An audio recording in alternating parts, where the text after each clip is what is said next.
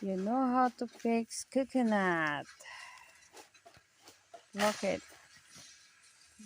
Like that.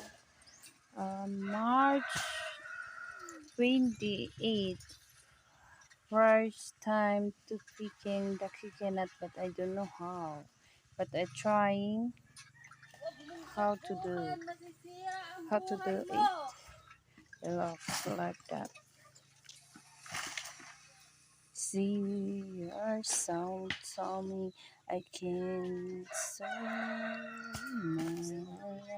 you like it.